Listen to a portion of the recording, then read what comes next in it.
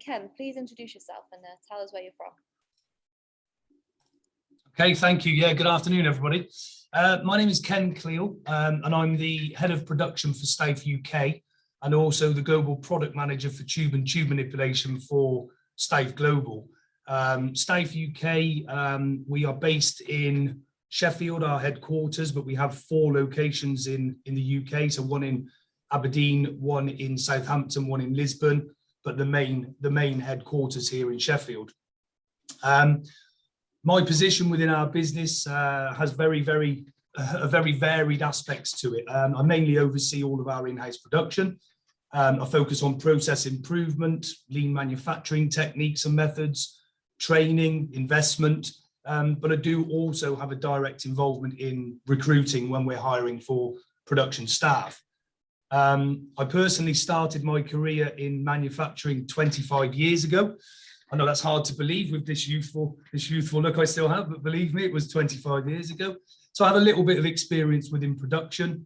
And I'd like to really portray to people today, I'd like to think, I'm potentially a good example of where you can start from the grassroots. I started my career on the shop floor, machine operating, took every opportunity I could to progress. And it is an industry and a sector that you can really progress in. And now, as I say today, I'm the head of UK Stave production. So to give you a little bit of a feel, who are Stave? Less about me, more about Stave.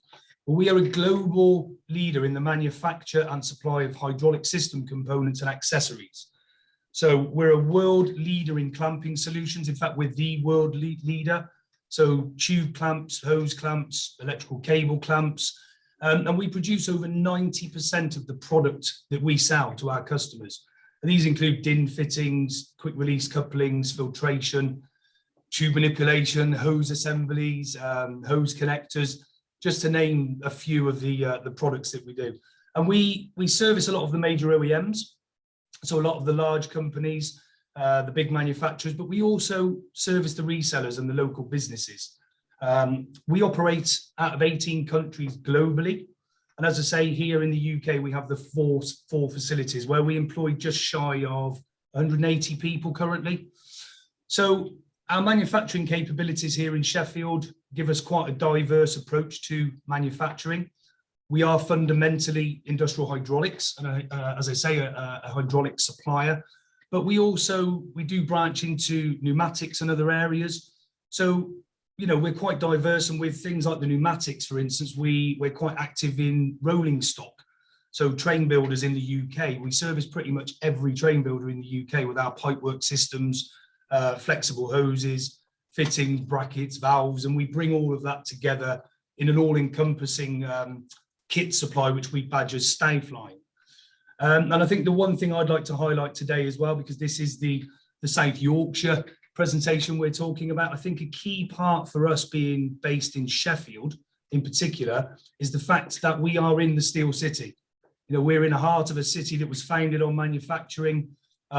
It's key to the UK. Manufacturing still gives 9% towards our GDP with direct manufacturing, and I think 15% if you start looking at the indirect. And Stave use an awful lot of local suppliers, a lot of machine shops and local support. So I think that's really key today. We're in a fantastic position for the manufacturing industry. So while I have all your attention, please, as Yasmin referred to, we do have a stand at the Futures virtual stand. Please head over to the Stave stand, and you'll see there a lot more of the product and the Stave portfolio.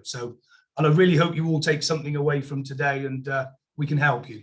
Okay, thank you. Thank you for that, Ken, and really nice to hear about where you started in manufacturing as well. So Marie, please can you introduce yourself and tell us a bit more about you as well? Yes, good afternoon, everybody. Nice to see you all here. My name is Marie Cooper. I'm CEO of CB Plus. We are a Chesterfield-based business in Derbyshire. I hope you have been to see us at a stand, but if you haven't, please do so and go and speak to one of our team. It's worth a visit. I've not always wanted to be CEO. I've got a finance background, and like Ken, I've spent the last 25 years working my way up the ladder. I started in administration roles, worked up through to finance manager, and then onto FD, then onto MD, and now CEO. So there is great progression in routes. You just have to get on that ladder somewhere, and then you can see where that role takes you. We've spent the last 4 years buying in and consolidating businesses in Chesterfield and bringing them all under the CB Plus umbrella. So CB as a brand has only been around since 2019, but the businesses we're working with have been around for over 100 years. So it's been an interesting journey, but we've created a multidiscipline subcontract manufacturing businesses with capabilities throughout engineering and manufacturing services. So we have CNC milling and turning operations, we can consolidate assembly processes, we have an electrous nickel plating plant, we have gear cutting facilities, and then we have a laboratory that serves the electrous nickel plating lines and the machine shop more recently. So we manufacture products that are very customer specific and serve a diverse range of market sectors. So we work to serve the aerospace, automotive, energy, defence, medical, oil and gas, just to name a few, quite a lot in that sector. And as a business, we are looking to grow and develop through investing in skills and new technologies. So we welcome new input from the likes of the next generation to come and help us run these businesses in the future. Thank you. Thank you for that, Marie. And Alan, please introduce yourself and tell us a bit more about you.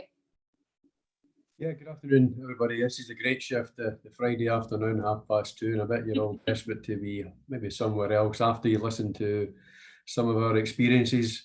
I am no different from the rest of the panel. We've all started somewhere. As somebody once said to me, the expert in everything was once a beginner. So we shouldn't forget how we've all managed to climb the tree is great. You've also got to be ready when opportunity comes. So it doesn't wait for you. If opportunity comes, you make sure that you're ready to take advantage. I'm managing director of a company called Balmoral Tanks Limited. You can tell by my accent I'm not from Yorkshire. But I do work in Rotherham, and we have just built a manufacturing facility in Rotherham. Balmoral Tanks, we manufacture a wide range of bulk liquid storage tanks. And these tanks are used in a wide range of industries and applications. The tanks are manufactured from steel, coated with an epoxy paint or a glass coating, and we also make tanks from what we call sheet molded compound, SMC. In my role as managing director, I obviously have overall accountability for the performance of the business. I've been with Balmoral, as I say, for about 26 years, but I do have, as I call it, the privilege of managing a leadership team, which includes health and safety, quality, operations, sales, HR, and finance. We employ just over 200 people in Balmoral Tanks, and in our Yorkshire side, we have invested somewhere in the region of 25 million in the last 3 years. And just to put that into context for you, at the moment, the last 12 months have been difficult, as it has been for many businesses with the pandemic. So although we've invested 25 million, we've actually turned over 20 million. So our investment levels compared to turnover are off the scale. But when you're working in a business, that's what makes it exciting. With companies can grow, and growth normally creates good opportunities. We are part of a group called Balmoral Group Holdings, who are a Scottish-based company based in Aberdeen, a private limited company with revenues in excess of about 130 million. In Balmoral Tanks, we actually export last year and the year before to about 20 countries, as far away as Argentina, Mauritius, Australia, and the USA. Big exciting projects for us recently in the UK, in Yorkshire, was for Yorkshire Water at Nostrop wastewater site. And most of that project is driven around green energy, which again, in manufacturing, if you're involved in growth sectors, it makes it really exciting. And it's sort of a little sporting theme, just to say we don't all end up in sort of wastewater positions, but we also have tanks in Wembley, the new Wembley Stadium, and Arsenal Stadium, and even a small water tank in the House of Commons. So variety, as I say, is the spice of life, and in manufacturing, it gets you around the world, that's for sure. So welcome, and I hope we can help you. Great, thank you for joining us today, Alan. And Lisa, please can you introduce yourself finally? Hi, I'm Lisa Pogson. I'm Managing Director at Airmaster, and we're based right on the border of Sheffield and Rotherham, just off the M1. and we're a construction company, but we manufacture on site. So we take massive jigsaw pieces of ductwork and manufacture literally on the side. So something called flying factories. So we do everything from, it could be toilet cores in a massive hospital or office buildings. We could be anywhere really doing that, right through to the ductwork that's in the ceiling. And obviously very relevant at the moment is, because of the pandemic, is air quality and ventilation. We do a lot of work around that. Really proud to be MD, and just like everybody's story, started very much on a YTS scheme, which is the old-fashioned apprenticeship schemes. And as a business, we have grown. We're a small business still, but we've got 40 staff, and a lot of our staff have been apprentices here, which I'm really proud of. And we are on our stand advertising for apprentices at the moment, so people should go and have a look at that, but also put something in for an apprenticeship. We've got a team that do everything from design. I'm looking outside the door here. I've got a guy that's drafting, doing CAD work. He's been with us literally 6 months, started from Barnsley on an apprenticeship. We've got guys that have started 20 years ago at 16 and now directors. So really proud of that succession. We don't work internationally, we work all over the country. Everything from hospitals to just doing a maintenance contract in a local office, and like I say, we're really proud of that. Yeah, and I'm really glad to be here, so there'll be some great questions. Great, thank you for joining us today, Lisa. Thank you. And so guys, today on the panel we have Stealth, we have CBE Plus, we have Balmoral Tanks and Airmaster. So please have a look at their stands, look at their opportunities and learn a bit more about their businesses. So let's get into the questions. I'm hoping we can take these questions up until about 3 minutes past 3. So we will be ending the session a little bit later, only a few minutes, but it's definitely worth sticking around so you get the opportunity to meet all of these guys separately today in the breakout rooms. So my first question today, I'd like to ask to Alan, if that's okay. And Alan, what skills do you believe the industry is looking for, particularly within the sector that Balmoral Tank sits within? Yeah, a big part of what we do is project management. So contracts management, project management would be a real asset to us. And that's, again, there's career paths for that. If you go on to our website, Association of Project Management, APM, fantastic resource, and great mapping out career profiles, routes to progress are all very visible through APM. In Balmoral, we're one of the sort of corporate members, corporate partners of APM, which helps us a lot. But in addition to that, we'd be very strong in engineering, design engineering and CAD. Not for 1 minute forgetting about the practical roles in the shop floor, which really what it's all about, because it's great to design something, but somebody has to make it. So the skills are engineering, design, project management, and let's say practical skills. Yeah, definitely. And my next question I would like to ask to Marie. And Marie, what do you think is the best way for a job seeker to approach an employer if they're interested in a role? There's various different ways you can approach an employer, but for me, I think the best one is actually in person. I totally appreciate with COVID, that's probably not been easy at the minute, but actually turning up and knowing what company you're turning up at, why you want to work for them, and actually seeing somebody in person, take your CV and have a conversation. One of the apprentices we got at our electrical nickel plating plant, he turned up in reception one day with his CV and he just asked for me.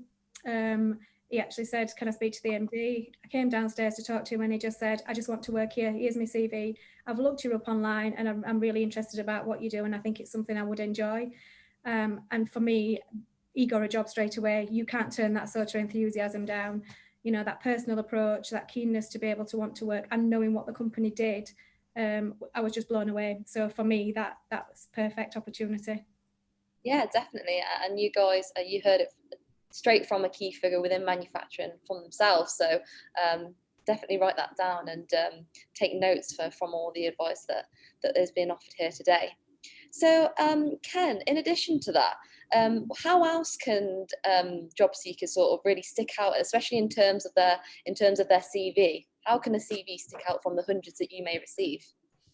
It's an interesting one with CVs, actually, because I'm sure all of the panelists will admit we see lots and lots of CVs. They can be quite similar, I suppose. And for something to stand out, I think from my experience, definitely not being over wordy, I think would probably be the way I would put it. Try and be quite specific with your interest. I think Marie just hit a fantastic word there, enthusiasm.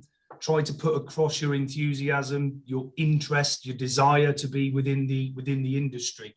As I say, we all see lots and lots of CVs and different applicants, but I think that in particular, if you can keep it quite simple, quite bullet pointed, not too wordy, but I think the enthusiasm, the passion, the desire, those are the kind of things that really grab my attention. You know, I want to find somebody that wants to work within manufacturing, that wants to work potentially within the hydraulics industry. So maybe an interesting in progression through, I mean, Alan just touched on CAD design, working on system design, this kind of thing. So I think that would be my main advice. Really try and get across that interest and that passion. It grabs people's attention. Yeah, definitely. And that's a really good point, actually, Ken. And if anybody's actually looking for an example CV and the things they might want to mention, so whether it be the skills, your hobbies, and how that will translate into a CV, then have a look in the Made Futures book, because there is an example on page 99. So you can have a look at the example CV there as well. So thank you for that, Ken. So Felisa, what qualities does your business, Airmaster, particularly look for in their candidates? Well, we're actually not just looking at apprentices from today. We were looking for engineers, and we've had loads through today, loads of information. And the one thing that's always comes to me is attitude. You can teach skills, but you can't teach attitude to me. You just have to have that really can-do. Enthusiasm, like everybody said, is really key, but just to have the right attitude and approach to people is really important. And then just be willing to show what's different about you. Marie mentioned somebody coming into a reception. It takes some guts to do that. It does take some guts, and I think that having that great attitude of, you know, I want to do this is key. Qualifications are great, but particularly when you're starting at the beginning, you haven't got them. And the other thing for us is on site, particularly, is showing willingness to help the people around you and a bit of respect, because that's one thing that I get told a lot, that people think, you know, they should be shown everything, but actually you've got to be willing to go and ask what people need you to do. Passing a spanner or a screwdriver, or, you know, going and cleaning the van if need be. And it's, you know, it sounds so basic, but it's what we've all done. We will have all done that stuff. So that for me is important, but attitude's the number one thing for us. Yeah, definitely. And I think it was a Made in the Midlands member who I spoke to a few weeks back, and she mentioned that a good employee is somebody who makes their boss's life easier. And I think that really resonates with what you were just saying there, Lisa. You know, if there's a little job to do that needs to be done, then just go and do it. You know, take initiative. That's really, really good advice there. So thank you for that, Lisa. To Alan, you know, why do you believe that manufacturing in particularly makes for a good career? Well, again, just to touch briefly on, to add to what Lisa said there, attitude, I would also add values. Yeah, in our business, if you arrive in Balmoral tanks, director or shop floor operator, if you don't adhere to the values, it would be a big issue for us, because the behaviours and the values are what make the business, and the respect and attitude of your colleagues.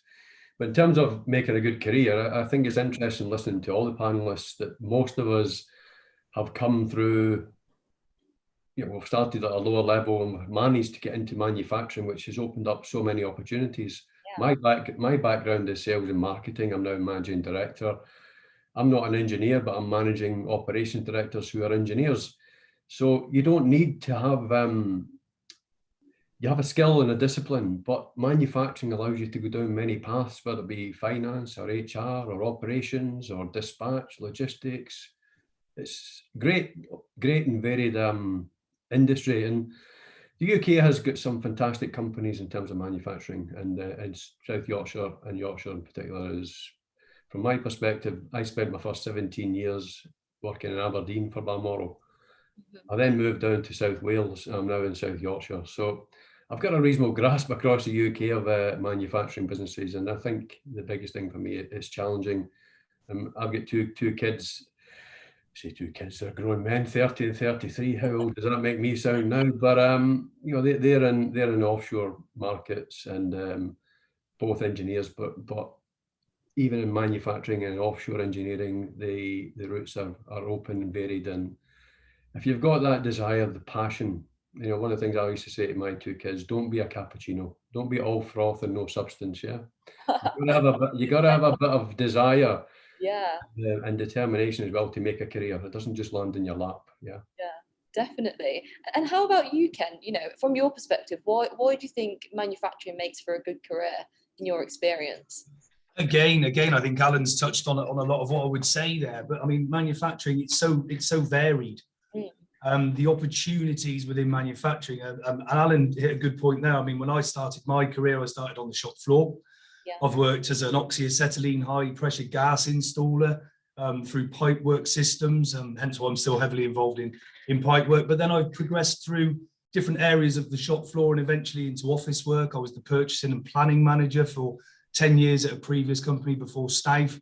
And again, I think people sometimes may have a misconception that manufacturing it doesn't have many opportunities. It's a bit mundane. You go into, you know, a factory, for instance, you're just doing the same job over and over again. And it really is a misconception. Yeah. If you have the drive, and I think we're all repeating the same kind of attitudes and attributes we're looking for, but if you have the drive, the passion, and you take every opportunity that is put in front of you, the world's your oyster almost in manufacturing. The possibilities and the different avenues you can go are so huge. So I think the variation is a real factor for it, a real factor. Yeah, definitely. Thank you for that, Ken. And my next question is for you, Marie. So how can people break into the industry to develop a career in manufacturing, you know, either in your experience or in your employees' experience? You've just got to start somewhere. It's not necessarily, don't think you're standing on the ladder and that's the role that you're going to be stuck in for the next 50 years. It don't work like that anymore. You know, the opportunities come once you're involved. So don't be frightened to take something that is probably not quite what you think, but just to get the experience, to actually see what that job actually entails, and then to actually see what else is within the business or that's within the roles within the industry and sector. We all know a lot of people, you know, we all connect as businesses, so we can also see what opportunities are out there. And I don't think any of us would want anybody stuck in a role that wasn't suited for them. You know, I think one of the things for us is if you've is applying to different skills and strengths, not weaknesses. So if we see something that we can't actually offer you, we can find you a connection in a business that actually suits as well. So don't be frightened of getting on that ladder somewhere. You've got to start. You know, I never expected to be CEO. You know, things develop, things progress. Don't be frightened to change. Just try, you know, move forward, do your best. And as everybody said, that enthusiasm, that drive, that passion to do something, you'll find, you know, opportunities and avenues where you're probably not expecting them or looking for them. So don't be frightened of that. Definitely. And that's some really great advice, Marie. So thank you for that. And I just have one final question now before we move on to our breakout rooms. And for you, Lisa, you know, what top tips could you offer to the job seekers in the room today, in terms of, you know, whether that be employability skills or, you know, even interview techniques? So when they get to that interview with you, you know, what impresses you? I think Marie touched on it before. I think it's being interested in the place you're coming to. If I get somebody in for an interview and they don't know who we are, what we do, they've not looked us up, you know, everybody's got a website these days. It might be quite basic, but you can find things out. So for me, it's having an interest. So you can't have a drive or a passion for something if you don't know what it actually does. So it helps a great deal. Employability skills, different thing we do. I think we all do things around schools and get involved with schools locally and do things. And we actively ask. Some of it comes from your parents. It is, you know, it's back to that word respect. It's having a bit of time for people. But I think from employability skills for me are, you know, just being willing all the time. The skills that we put forward for engineers, we teach all the time, but having a bit of even just making somebody a cup of tea and being happy to do it, and just being forthcoming is key. It's absolutely key. But number one for me is be interested in what we do, and our sector is, you know, there's a lot of green economy stuff going on, renewables around, and there's a lot of really interesting stuff. So be interested, find out what you want to do, and be willing to be adaptable. That's really key. Be adaptable to changes. Like Marie said, being adaptable to change is key in this industry because it moves quickly. Yeah, definitely. And how about you, Alan? Do you have anything to add to that? You know, what impresses you in an interview? Yeah, and I've been quite fortunate. I've been involved in interviewing from operator up to board level, and the one thing that sticks in my mind is people who do just go the extra mile. Yeah. No, you don't want to turn up and just be a me too person. If you turn up to be a me too person, I always say, and when we talk about it, it's the service level, and say, if you're really good at something, somebody will notice. If you're really bad at something, somebody will notice. If you're mediocre, nobody sees you. So you got to be, preferably not in the bad camp, but go the extra mile, because there's a little saying that says that it's less crowded. Yeah, Definitely.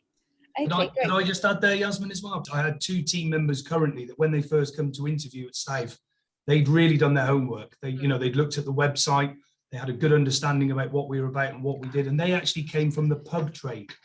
The one gentleman in particular was a chef, and the other had been a publican for many, many years. And they came with the concern, if you like, is manufacturing for me? Am I right for manufacturing? And the fact that these guys had come in, they'd done their homework, they asked me more questions than I asked them, which I think is fantastic. Instantly, you know they're interested. I employed those two guys. They work as part of one of our teams here within production, and they're fantastic. They come from a completely different background, never been involved in manufacturing before, and they're excelling. Absolutely brilliant employees. So what I would say is do your homework. Don't ever think you might not be the right person, because you could very, very much be the exact person we're looking for. You just never know. Please keep that in mind. Yeah, definitely. Thank you there, Ken. And we're now going to move out to our breakout rooms, where you'll have the opportunity to network with these guys individually. You'll have 7 minutes in each room, so please utilize your opportunity. Make sure you have something prepared in your mind that you'd like to say to them. So my colleague Annetta now will guide you to the breakout rooms, and I'll see you all back here by around sort of 3:32, something like that. Great, thank you.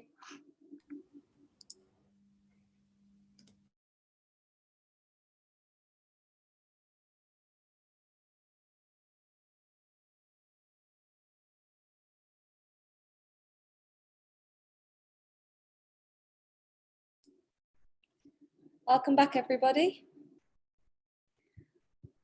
Hopefully you enjoyed your breakout rooms and had the chance to build some rapport with the panelists today, and also meet other manufacturers in the room. So thank you to our panelists for being here and taking part in the breakout rooms today and answering the questions that we had for them. And thank you to all of you guys for sticking around and having the opportunity to talk to all of the panelists here today. It is a Friday and it is 20 to 4, so we do really appreciate you sticking around. But also it's a great opportunity to show that enthusiasm that all the panelists here mentioned today. So thank you very much for sticking around. And also to all of the manufacturing members who have joined to support the job seekers in their local area today too. So you still have the chance to win the Golden Banner competition. So make sure you're still looking around stands, especially the panelists here today. So Airmaster, CVE Plus, Balmoral tanks, and Stealth. Sorry. So make sure you stick around and have a look at those stands. Hunt for the Golden Banner and win that Moleskine Smart Book or the bottle of wine, as long as you take a screenshot of the Golden Banner and post it to your socials. So thank you very much again for joining us, and I hope you all have a wonderful weekend. Bye-bye. Bye. Thank you very much, everybody. Thank you. Thank you very much. Bye. Good luck. Bye. Thank you. Thank you.